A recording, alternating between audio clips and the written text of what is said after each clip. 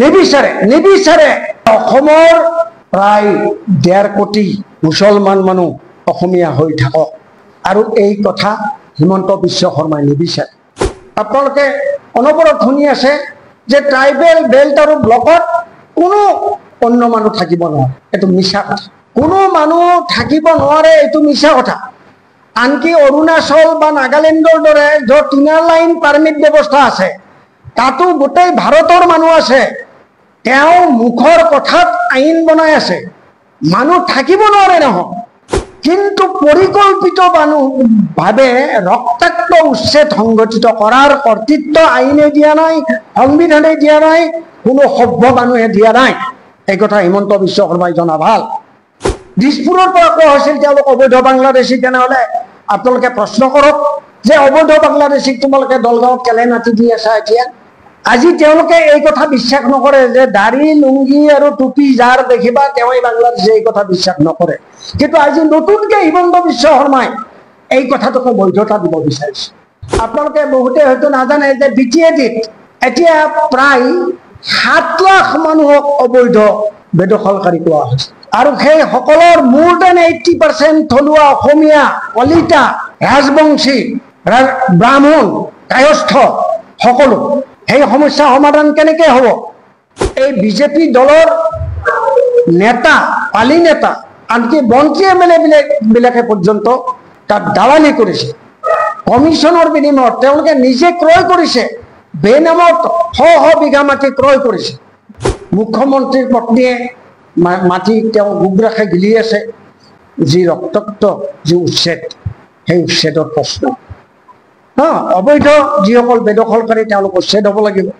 উচ্ছেদৰ কাৰণে সুস্পষ্ট নীতি আছে, আইন আছে। You can't violate constitution.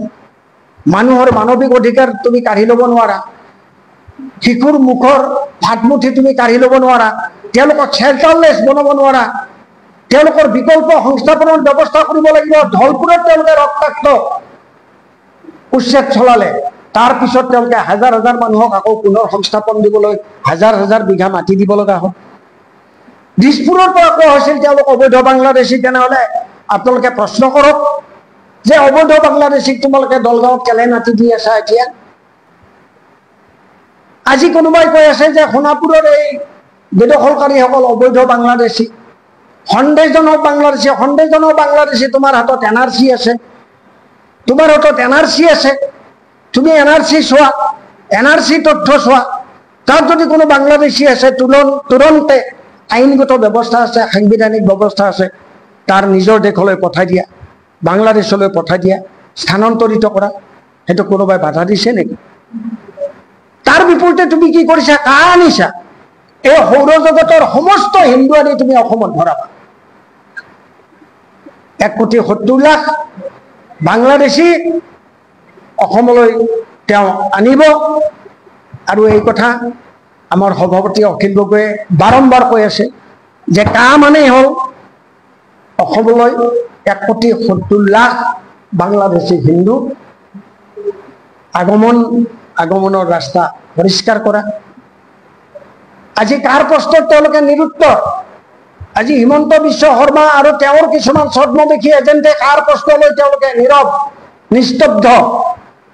তেওঁলোকে এতিয়া সেই পুৰণা যিটো কথা, যিটো আমাৰ সাধাৰণ অসমীয়া, আমাৰ গাঁৱৰ মানুহে, নামনি অসমৰ মানুহেই এই অভিবাসী মুছলমানসকলৰ মানে ৰাতিপুৱাই উঠিলেই আমি নামনি অসমৰ মানুহবিলাকে অভিবাসী মুছলমানক দেখোঁ। আমাৰ পথাৰবিলাকত কাম কৰা মানুহবিলাক সেই অভিবাসী মুছলমানসকল, সেই বংগমূলীয় মুছলমানসকল। আজি তেওঁলোকে এই কথা বিশ্বাস নকৰে যে দাড়ি লুংগি আৰু টুপি যাৰ দেখিবা তেওঁই বাংলাদেশী, এই কথা বিশ্বাস নকৰে। কিন্তু আজি নতুনকৈ হিমন্ত বিশ্ব শৰ্মাই এই কথাটোকে বৈধতা দিব বিচাৰিছে।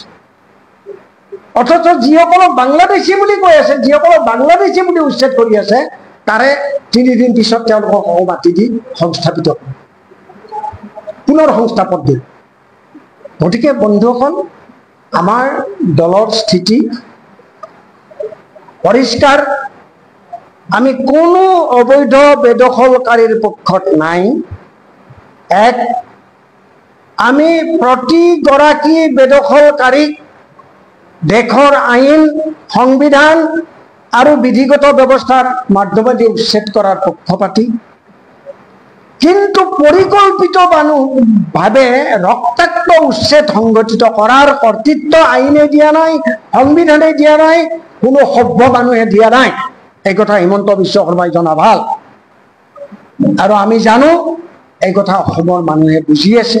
সেইকাৰণে অসমৰ মানুহে বাৰে বাৰে কৈছে থলুৱা মানুহৰ অস্তিত্ব, including safeguard to tribal people's property, tribal land, Assam Accord, Assam চুক্তি, অসম চুক্তি কাৰ্যকৰীকৰণক কেন্দ্ৰ কৰি যিবোৰ বিশেষ বিশেষ কমিটি গঠন হৈছে, অসমীয়া মানুহৰ থলুৱা মানুহৰ অস্তিত্বৰ কাৰণে বিপ্লৱ শৰ্মাৰ যি কমিটি, সেই প্ৰতিবেদনবিলাক কাৰ্যকৰী কৰাৰ কথা কেলে নকয়?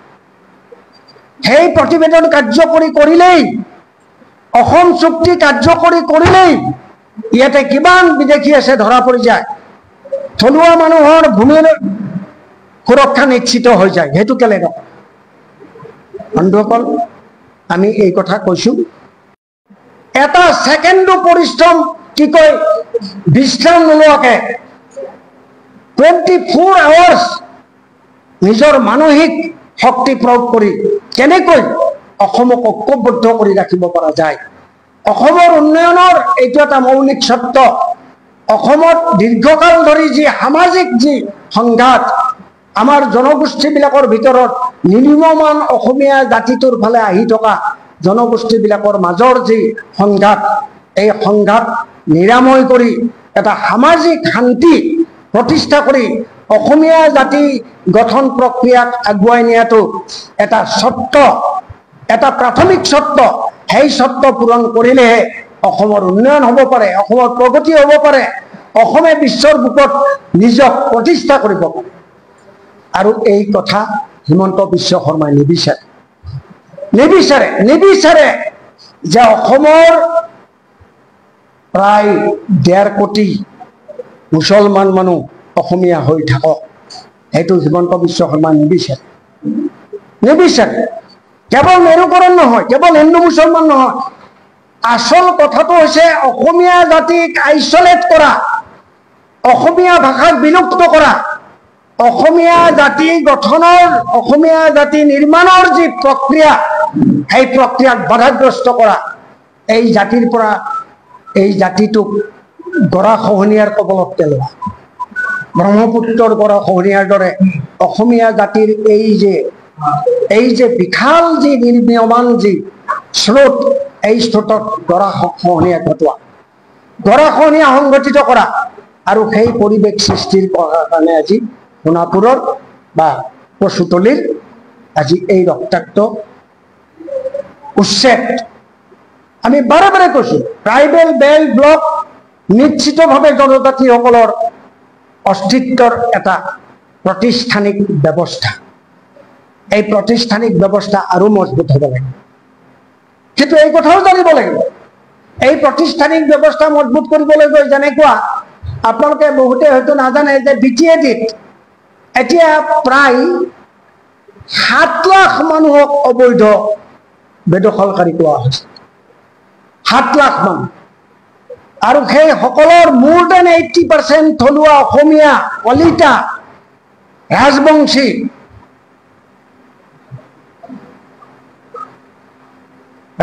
ব্ৰাহ্মণ, কায়স্থ সকলো। সেই সমস্যা সমাধান কেনেকৈ হ'ব? সেই সমস্যা কেনেকৈ সমাধান হ'ব? অৰ্থাৎ ট্ৰাইবেল বেল্ট আৰু ব্লক সৃষ্টিৰ যিটো ঐতিহাসিক পটভূমি, সেই পটভূমি কেৱল কোনো বিশেষ নৃগোষ্ঠী নহয়, সাধাৰণভাৱে সমগ্ৰ থলুৱা যিসকল অসমৰ ভূমিপুত্ৰ, যিসকল থলুৱা মানুহ, যিসকল নিগাজিকৈ অসমীয়া হ'বলৈ বিচাৰি অসমত আছে, যিসকল বৈধ, সেইসকলৰ অস্তিত্বও কিন্তু বিলুপ্ত হ'ব নালাগিব। বেল্ট চাফা কৰাৰ নামত যি ঘটনা যোৱা 3 দিন পূৰ্বে সংঘটিত কৰিলে, এই ঘটনাক বৈধতা দিয়াৰ কাৰণে সেই ৰক্তাক্ত যি উচ্ছেদ অভিযান, এই অমানৱিক যি উচ্ছেদ অভিযান, সেই অমানৱিক উচ্ছেদ অভিযানক বৈধতা দিয়াৰ কাৰণে আজি মুখ্যমন্ত্ৰী হিমন্ত বিশ্ব শৰ্মাই যিবোৰ কথা কৈছে আপোনালোকে অনবৰত শুনি আছে যে ট্ৰাইবেল বেল্ট আৰু ব্লকত কোনো অন্য মানুহ থাকিব নোৱাৰে। এইটো মিছা কথা। কোনো মানুহ থাকিব নোৱাৰে, এইটো মিছা কথা। আনকি অৰুণাচল বা নাগালেণ্ডৰ দৰে য'ত ইনাৰ লাইন পাৰ্মিট ব্যৱস্থা আছে তাতো গোটেই ভাৰতৰ মানুহ আছে।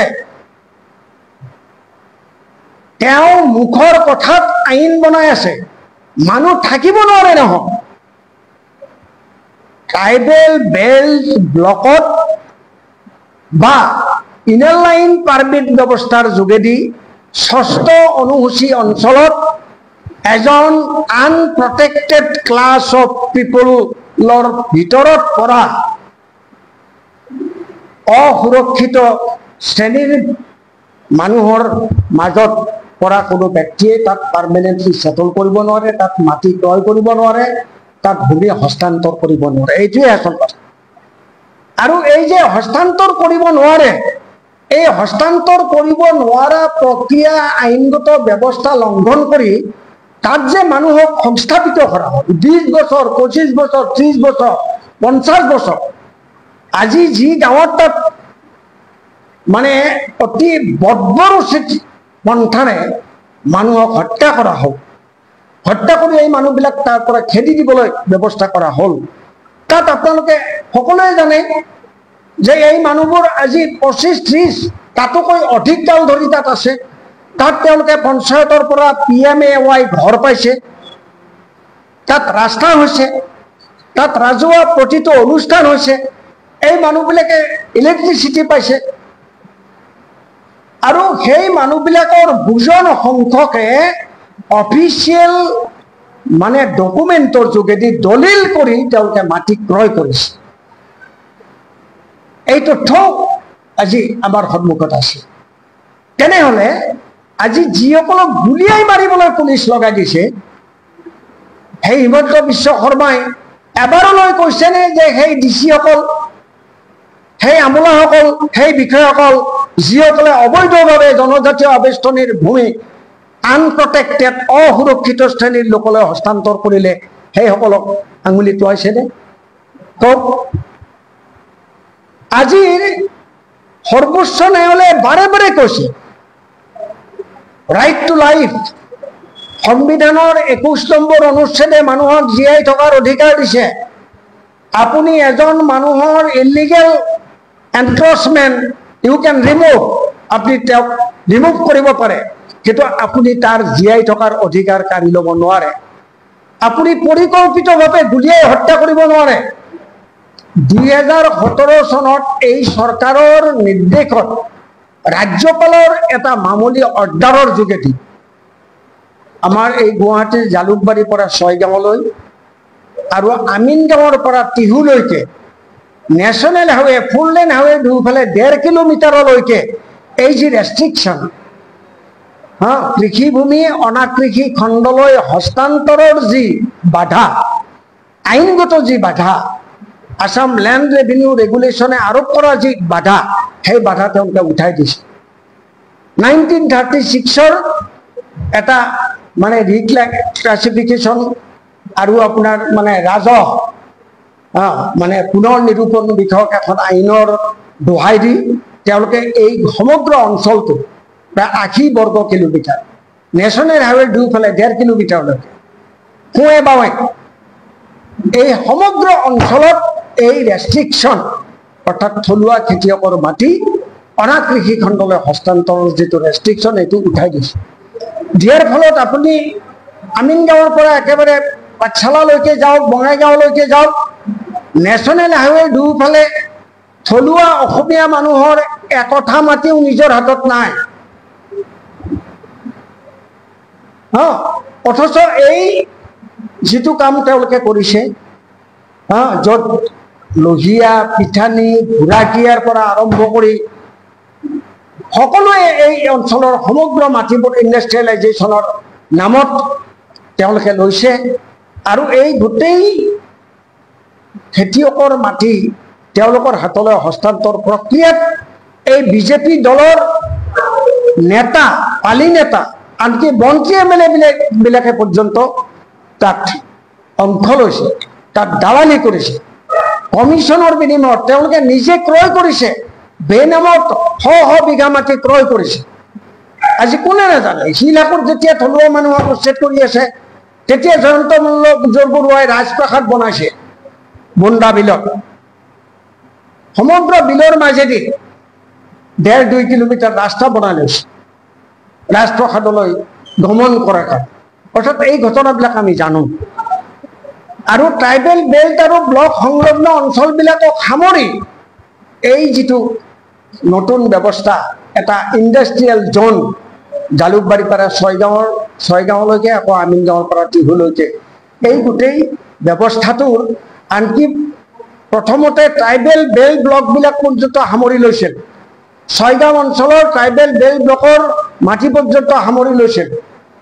থলুৱা মানুহৰ প্ৰতিবাদত সেইটো যেনিবা ক'লে যে আমি ট্ৰাইবেল বেল্ট আৰু ব্লকক এই ইণ্ডাষ্ট্ৰিয়েল ৰিজনৰ যিটো স্কিম, যিটো প্ৰজেক্ট, ইয়াৰ পৰা আমি বাদ দিম।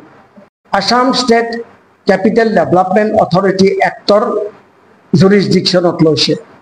তাতে গাঁও পঞ্চায়তবিলাকক পৰ্যন্ত নাকাম কৰি দিছে।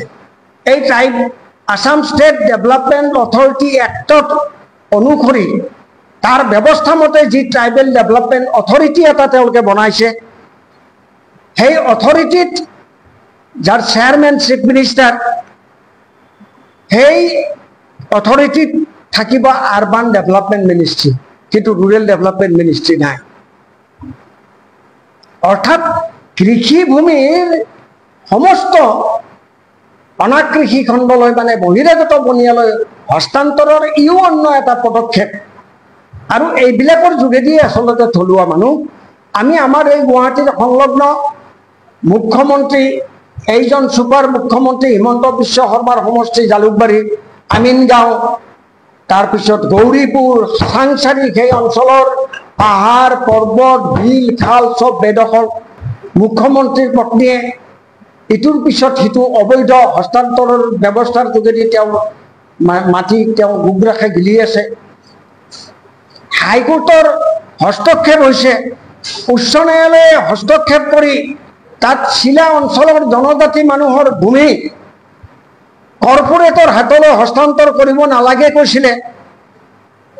উচ্চ ন্যায়ালয়ৰ সেই জাজমেণ্টক পৰ্যন্ত বৃদ্ধাংকুষ্ট দেখুৱাই 2 নম্বৰী ওপৰে জনজাতি মানুহৰ ভূমি বহিৰাগত বনিয়াৰ হাতলৈ হস্তান্তৰৰ পথ তেওঁলোকে প্ৰশস্ত কৰিছে। এইবোৰ কাহিনী আপোনালোকে বোধহয় জানে।